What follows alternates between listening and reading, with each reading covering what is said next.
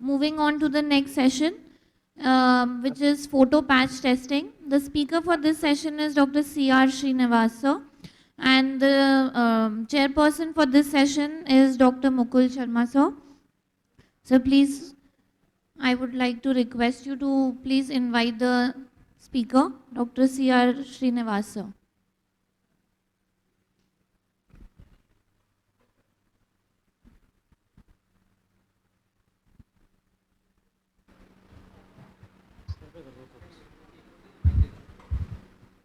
Hello, welcome to all. Starting with the next session, Dr. C.R. Srinivas. You are online, sir? Yes yes I am Dr. Mukul Sharma. हाँ कैसे हो भाई याद हो मेरे को? मैं यार कैसे भूलेंगे तो तुमको तो बताने की जरूरत ही नहीं है कुछ. ये सारा बोलूं का बायोडेटा? आपकी मर्जी बोल देता हूँ, मेरा बोल कोई देता हूँ, बोल आई देता डोंट हैव एनी हूँ. बोले ऑब्जेक्शन ओके ओके ओके. वो दिख रहा. बस tell that you know me very well and I am a very good friend of yours that is good in नहीं फिर भी आई मस्ट. वो दो यार पूरा दिखाओ फुल पे. हाँ, doctor ex professor and head department of dermatology, Coimbatore, professor dermatology, Bhubaneswar, member of national international organizations, IEDVL, ISD, here SD, ISD, 22 years of teaching experience, lifetime achievements about for IEDVL 1957, subject of work photo dermatology, contact and occupational dermatology, and temporal surgery. Yes, cerebral surgery. Okay, sir. Thank you Then words are known, so many words. MGM Indore Prize, best paper published in 1988. Dowling Club Traveling Follow by British Association of Dermatology. MBD oration on National Conference on National Association of Dermatology at Chennai. Then Lisi Marcus Medal, IEDVL National Conference of Bhubaneswar. And then Dr. Vishwapriya Award, base paper published in IEDVL during 1988. PN Bahal oration, SC Con, our, okay sir, there matter, or over the guard. काफी Then काफी है BB, the Dermo oration on AP QTCon 2011. Dr. N.G. Shetty Memorial Oration, Bangalore. And T.V. Venkataraman Memorial Oration on Madurai. Great, sir. Start, sir, please. Thank you Mukul I am very happy that you are chairing my session. Our relationship runs very far and not easily forgotten. So thank you very much. And today I'll be talking about patch testing. Patch testing is a photo patch testing. Every time people finish patch testing, some questions will be asked about photo patch testing. This is not as useful test as patch testing, but it is the one that is helpful in identifying the photoallergen or the phototoxic substance. Photosensitization has to occur. It is basically an abnormal reactivity of a biological substrate to ineffective dose of UVA. In other words, UVA itself will not cause the dermatitis, but in the presence of that biological substrate, it will cause a dermatitis. The mechanism is virtually same, hapten plus the skin protein, but here in between that, there is most step where the UVA comes in. Very important to remember that most often it is very UVA, but very rarely it can be UVB. The chromophores means that substance in the skin which absorb the light to cause photosensitivity would be constitutive. That means that it's present normally in the body, and they are the nitric acid, lipids, proteins, porphyrin. But more important to us are the external source, which is basically from the topical application and from the systemic use of photosensitizer. Of this, topical application is very important. Systemic use as a photosensitizer is doubtful. The various places where you are going to test for photoallergy is, you call it as idiopathic light eruption, polymorphic light eruption. Name itself says poly, that means it can present in different ways. So if it can present in different ways, it can also present as a phototoxic or photoallergic dermatitis. So in those cases where in some cases you could do the patch testing, likewise for drug induced, especially topical, and pigmentation. This is very important in the Indian skin because we are a little darker. So in our case, the erythema may not always be evident. So many of our cases will present just as pigmentation, and the erythema case, this thing can be missed. And some cases even itching may not be there to precede them. So when you suspect phototoxic pigmentation, then also we do the pigmentation. Unfortunately, when we do in these cases, we get a very good reaction if the person is allergic to it. It can also be in case of, can be done when there is a recurring phototoxicity, keeps on coming, going, which can mimic any sort of dermatitis. On examination, it will occur on the sun exposed area, the dermatitis will be there, the shadow areas will be found, you know all that. But then it will depend on the individual occupation, the way the individual carries himself, the place he goes himself. Like when, if light is reflected from below, then even the chin can be affected. So in the history, the occupation will determine as to which areas are likely to be involved. So the protocol for this is relatively simple. In other words, the photoallergens are taken. What are the photoallergens? These are the allergens which are able to absorb the photon and cause the release the photon to cause the allergy. So these substances, known as, we call it as the Scandinavian photo patch test series, they are the allergens which are used. They can be applied over the back in duplicate.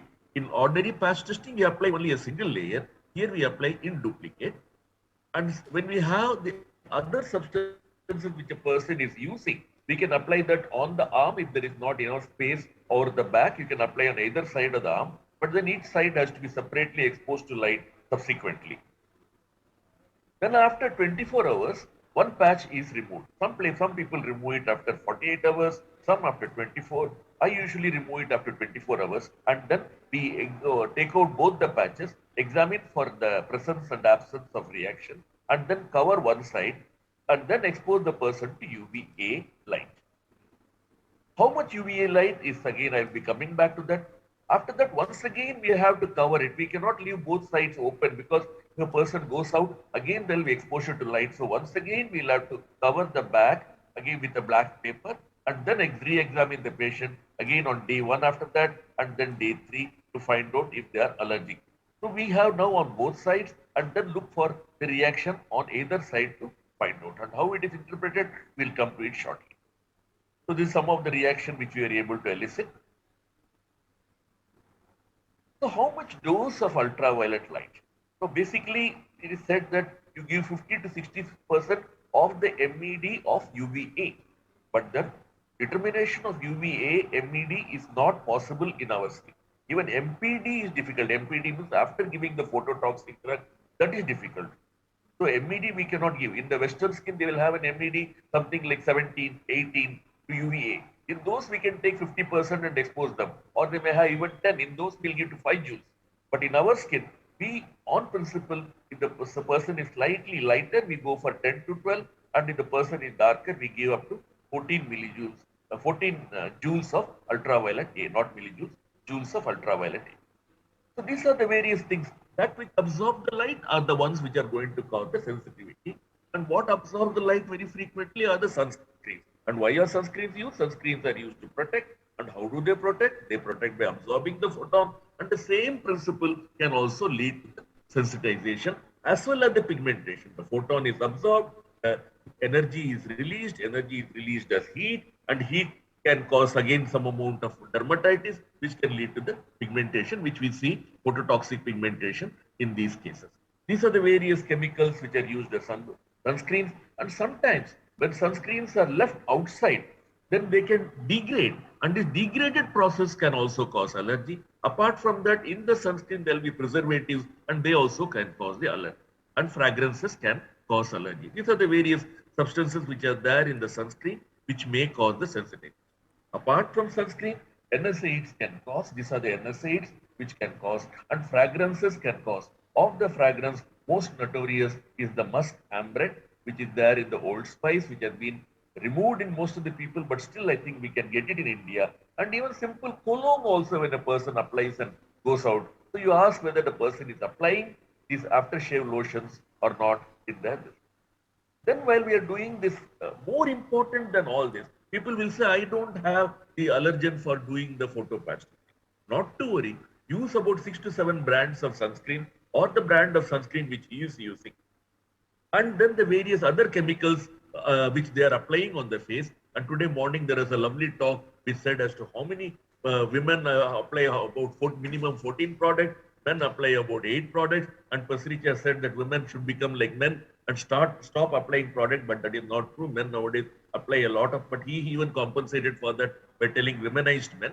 But nevertheless, that is not a concept. With the IT coming in, most men also go for use of lot of cosmetics, and it can cause photosensitivity. In those cases, we can definitely do patch test with the substances with which they are doing.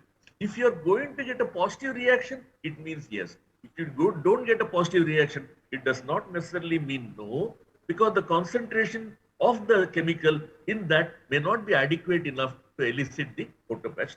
Interpretation today was already been discussed in the previous talk. If both sides are negative, that means a person is not negative. If the both sides are equally positive, then it is contact dermatitis. If the unexposed site is negative and the exposed site is positive, then it is photocontact or phototoxic dermatitis. And if the one side is weakly positive and other side is strongly positive, then most probably it is photo-aggravated dermatitis. For example, in Parthenia, when we do, if you do for an uncovered area, you may get 2 plus. For an area where you expose, you may get 3 plus. That does not make it as photoallergic dermatitis. That means the dermatitis has been aggravated by the light. So I'll go to some of the nuggets which you need to know in case of photo patch testing. It all started with halogenated salicyl anilides, a potent photoallergic sensitizer, and it was first identified in the year 1960. But nowadays, with such stringent testing, wherein every product they have to test for photosensitivity before it is launched, the newer products, very few of them are likely to cause photosensitivity. So only sunscreen becomes the most important. This is the first binds covalent to the serum, salicyl anilide, serum albumin, and without irradiation. And irradiation with UVA leads to covalently bound anion, which causes the reaction. Then we came with this persistent light reactor, was a very interesting concept, wherein a person will not be exposed, will not go out in the sun much, but still will have dermatitis. And by that time, the halogenated salicyl anilides were removed, but still they will go on. So they call them as persistent light reactors, and subsequently the name has been changed to chronic actinic dermatitis. It is possible that the antigens are persisting, or it is possible that they are exposed to very, very small quantity of antigens to which they are exposed. The exact reason is not totally determined. One of the earliest report was to PABA, which is hardly used now. PABA is basically in UVB, but then it is a disadvantage to us. PABA will still be used, will be useful. For example, if you want a person to expose to UVA alone, and you don't want to expose a person to UVB or causing hardening of the skin, then you apply this and then expose them to sunlight. UVB will be cut off. He will receive UVA. Then we can cause hardening. We can treat polymorphic light eruption using sunlight. But that facility we have lost because PABA is not available. All changes that are happening is not all for the good. Even loss of the broadband ultraviolet B is a very bad thing for our country. It is very bad for the Western world because they were developing cancer. Our people were not developing cancer. Very fast we could get results with ultraviolet B whole band. The narrow band takes such a big, huge amount of exposure in there. Very quick we could get very good results we are getting, but unfortunately those bulbs are not available anymore, and we have to follow the Western world. So chlorpromazine was first seen one of the psychiatric patients who psychiatric where the nurse would crush the tablet and give, and they would develop the photosensitivity, and often thought to be a phototoxic agent than photo. Most of the agents are phototoxic rather than photoallergy. Photoallergy is relatively much less than phototoxic. Musk, of course, can cause phototoxicity. Systemic drug. This seems rather controversial area. Little is clear. Evidence to support the concept has emerged that only topical drugs are likely to cause photoallergic contact dermatitis. It is not that the systemic drug you use can cause photoallergy, but they can cause phototoxicity. For example, grisophulvin can cause phototoxicity.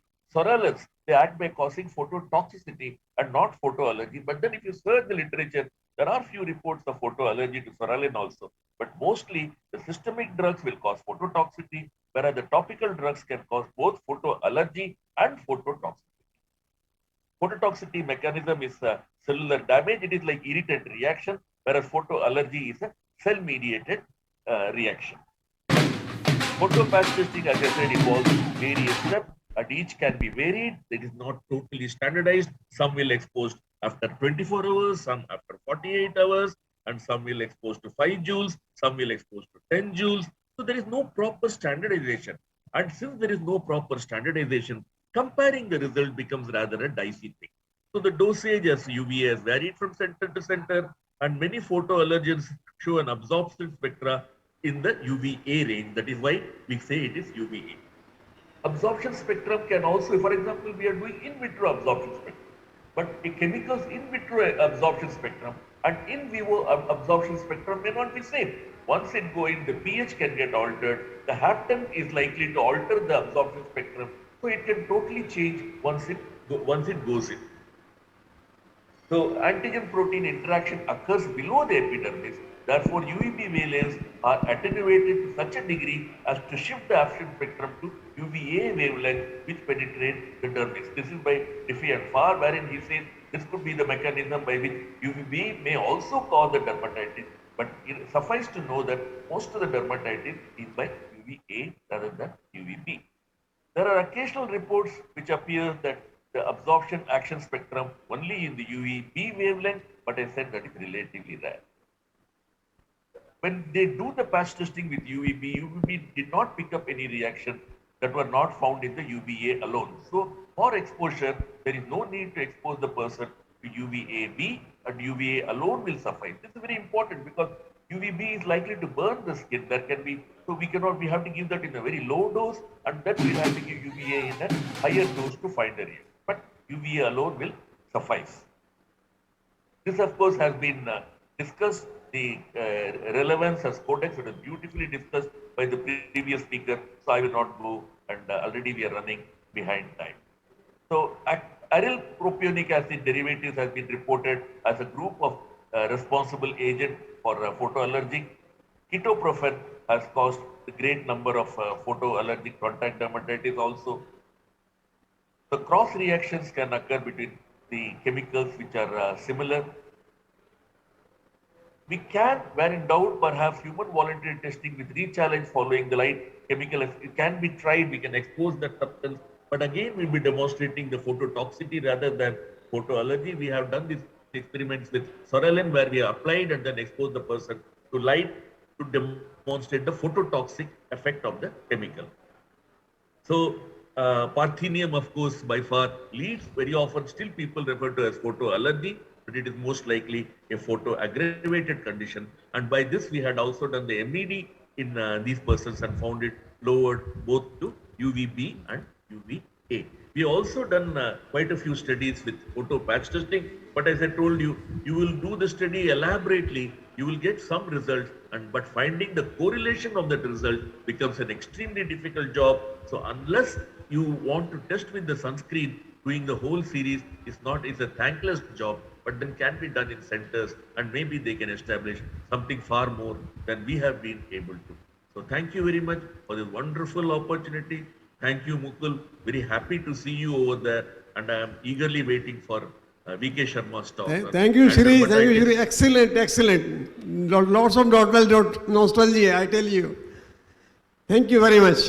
We'll make it again. Okay. Thank you, Dr. Srinivas sir. That was a very interesting presentation. And thank you, Dr. Mukul Sharma sir, for chairing this session.